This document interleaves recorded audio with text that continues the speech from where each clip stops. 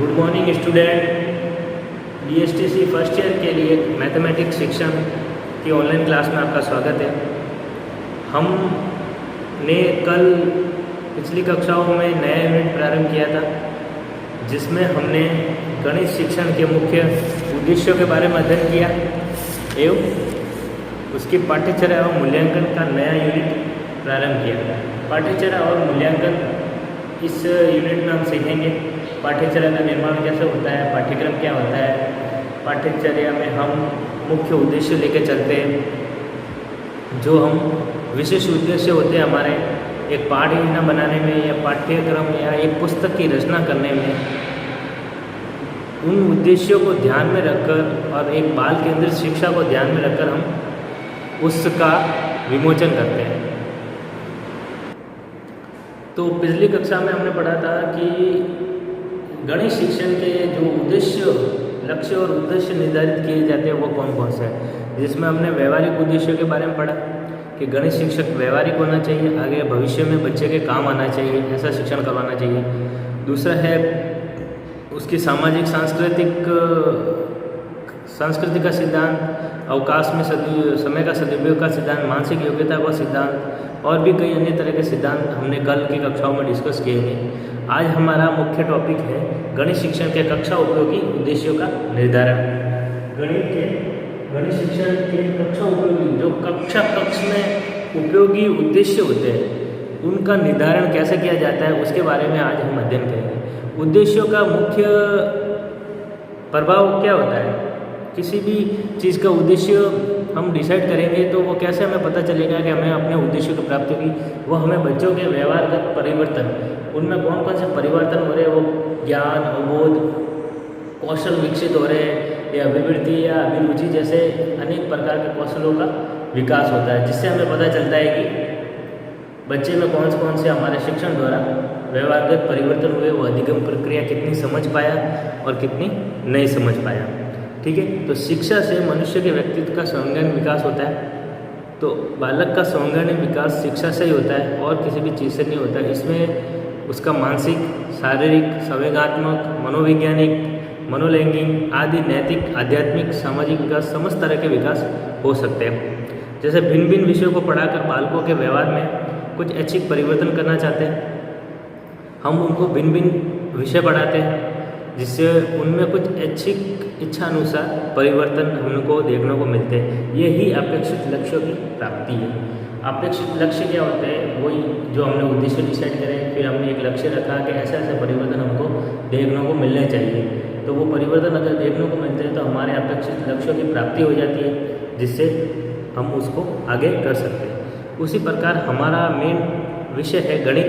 तो गणित में उद्देश्य, कक्षा कक्ष के उद्देश्य कैसे निर्धारित करेंगे, कैसे उनकी प्राप्ति की जाएगी, उनके बारे में हम इस प्रकरण में, इस अध्याय में अध्ययन करेंगे।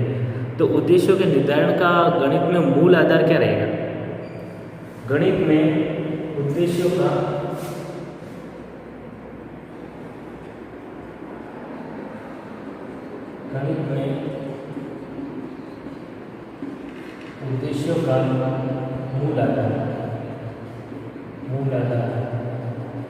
मूल आधार क्या रहेगा कि गणित शिक्षण जो कक्षा कक्ष में उसको शिक्षण करवाया गया है, उसका वो व्यवहारिक जीवन में या आगे भविष्य में या किसी भी व्यवसाय में या आगे अपने जीविकोपार्जन में जो भी वस्तुएं वो इस्तेमाल करता है, उसमें गणित का क्या यूज है।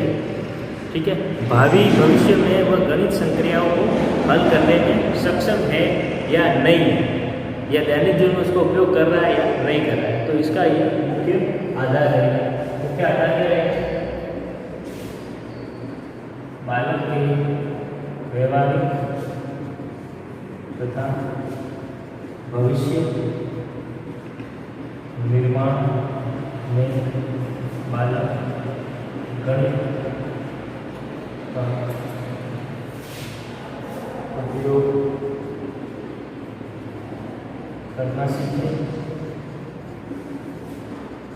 तथा इसका जीविकोपार्जन में उपयोग करें। ठीक है, गणित शिक्षण का हमारा मूल आधार यही रहेगा। बाकी विषयों का अलग अलग मूल आधार रहता है, परंतु गणित शिक्षण का मूल आधार ये रहेगा, क्योंकि गणित ऐसी शिक्षा है जिसका हर क्षेत्र में हम उसका यूज़ करते हैं, उसका अध्ययन किया जाता है। तो मूल आधार ये रहेगा कि बालक को शिक्षण के माध्यम से, गणित शिक्षण के माध्यम से ऐसी शिक्षण करवाया जाए, ऐसा अधिगम करवाया जाए जो उसके व्यावसायिक जीवन में, उसके व्यवहारिक जीवन में काम आ सके, सामाजिक जीवन में काम आ सके, वो उन चीज़ों का उपयोग कर सके आगे भविष्य में, ना कि एक तथ्यात्मक थ्योरी अपने दिमाग में भरकर रखे और सिर्फ परीक्षा के उद्देश्य से ही वह पढ़ाई करे। तो परीक्षा का उद्देश्य में पास होना तो है ही है, पर उसके अलावा भी जीवन में गणित का यूज़ करना इसका मुख्य उद्देश्य रहेगा। तो उद्देश्यों का निर्धारण करने के लिए गणित शिक्षण कक्ष में जो गणित शिक्षण के उद्देश्य का निर्धारण किया जाता है, वो उनमें किन किन मुद्दों का ध्यान रखा जाएगा।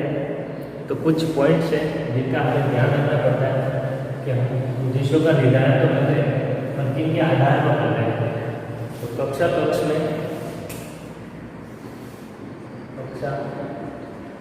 में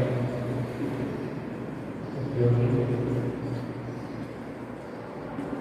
उद्देश्यों का निर्धारण कैसे होगा। कक्ष में गणित के उद्देश्यों का निर्धारण होगा। पहला होगा विषय वस्तु की विशेषता, यानी हम कौन सी विषय वस्तु गणित शिक्षण में इस्तेमाल करें की विशेषता। ठीक है, जैसे गणित शिक्षण में कक्षा उपयोगी उद्देश्यों का निर्धारण करने में सबसे प्रमुख कौन सी चीज़ रहेगी, विषय वस्तु। विषय वस्तु व्यवहारिक होनी चाहिए, भविष्य में उपयोगी होनी चाहिए और उसमें समस्त पाठ्यक्रम का समावेश भी होना चाहिए और व्यवहारिक जीवन में गणित के प्रति योग्य बनाए और समर्थ बनाए, ना कि असमर्थ बनाए। तो विषय वस्तु कैसे होनी चाहिए, व्यवहारिक होनी चाहिए, उपयोगी होनी चाहिए और बालक के भविष्य में उसको गणित के प्रति योग्य बनाने वाली और समर्थ बनाने वाली होनी चाहिए। एक तो विषय वस्तु का ध्यान रखेंगे। नेक्स्ट है विद्यार्थियों का स्तर, मतलब उसका मनोलैंगिक स्तर। तो विद्यार्थियों का स्तर, मानसिक स्तर या शारीरिक स्तर। विद्यार्थी कक्ष में विद्यार्थियों के मानसिक योग्यताओं में विभिन्नता डिफरेंसेस दिखाई देता है। अलग अलग बालक अलग अलग सोच रखता है, अलग अलग सब्जेक्ट के प्रति रुचि रखता है, अलग अलग सब्जेक्ट में भी अध्यायों के प्रति रुचि रखता है। जैसे कोई गणित शिक्षण पढ़ना चाहता है तो किसी को अंक गणित में रुचि है, किसी को रेखा गणित में रुचि है। तो इस तरह की समस्त रुचियों को अध्यापक को ध्यान में रखकर अपने उद्देश्यों का निर्धारण करना चाहिए। ठीक है, तीसरा है मनोवैज्ञानिक सिद्धांत। इम्पोर्टेंट है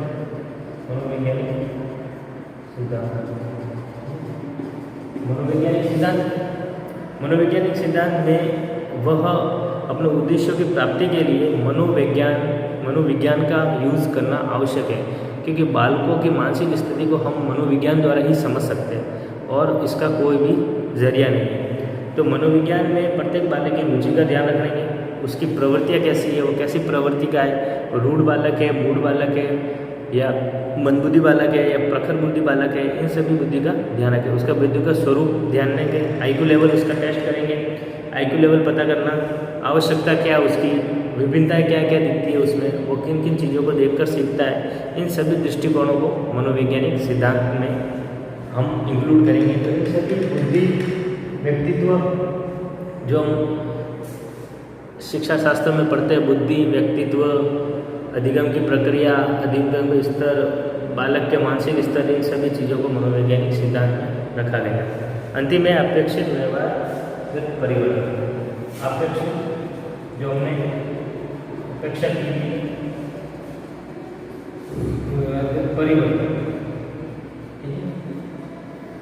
उद्देश्य के निर्धारण के अंतिम उद्देश्य के हमने डिसाइड कर लिया। अब अंतिम पद पे हम क्या जाएंगे, उसमें अपेक्षित व्यवहार परिवर्तन कैसे हो रहे हैं, किसी विशेष स्तर के बालकों में कौन कौन से व्यवहार परिवर्तन होने चाहिए, उन्हें निश्चित करके ही संबंधित उद्देश्यों का निर्धारण करना चाहिए। जैसे हम बालक के स्तर को, प्राथमिक स्तर का है, माध्यमिक स्तर का है, इस तरह बालक को अपने स्तर पर डिवाइड करते हैं।